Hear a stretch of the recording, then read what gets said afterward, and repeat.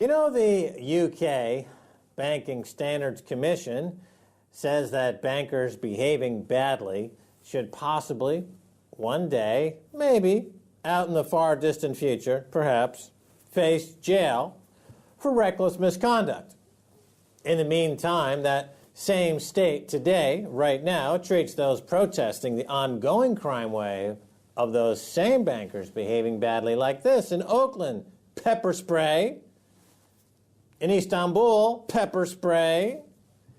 In Brazil, pepper spray.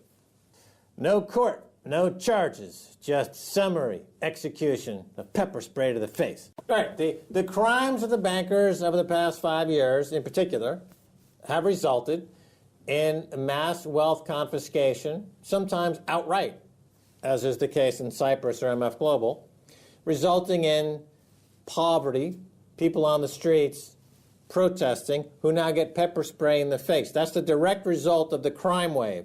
The UK is saying, well, maybe some days we'll put some of these guys in jail. They don't make the connection between what they've done. They don't see the connection between their actions and the results. And that's the biggest crime of all. And of course, I want to show an image here that I think really captures what's going on around the world. It says Brazil woke up. And, you know, in the past few weeks in Brazil, we've seen up to 250,000 people out in the streets protesting. And they're protesting transportation, health services, education, and security, despite a heavy tax burden. Those are all declining for them because of the bankster occupation, because the crime wave over the past few years, the past few decades by the banksters has gone unpunished. That's right. On this show, Stacey, we introduced the idea of the global insurrection against banker occupation. We saw it in the Arab Spring. We saw it in Wisconsin. We see it in Detroit. We see it in Europe. We see it in Greece. Now we see it in Brazil. It's in South America now.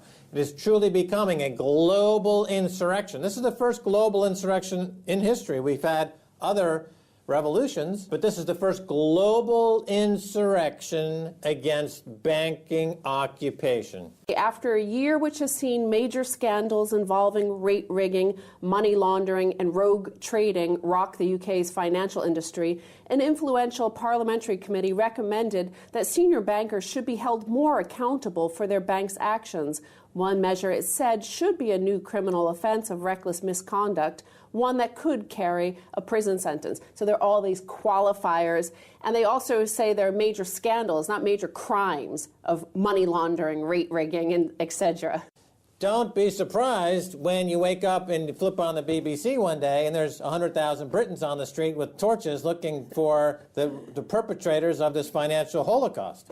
Well, in fact, the Treasury Minister, Greg Clark, told the BBC that the report was an impressive piece of work and its recommendations would be carefully considered, dismissing the notion that it would be shelved once frustration with the banks had died down. Well, for me, it's heartening because it means that the timeline of the global insurrection is going to hit the UK as in the time that I believe it will. This is why we're here doing our show, because we want a front line on this insurrection and revolution against the banksters here in the UK. So the fact that they've come out with this report shows that the timeline is in place. You know, they're beginning to smell the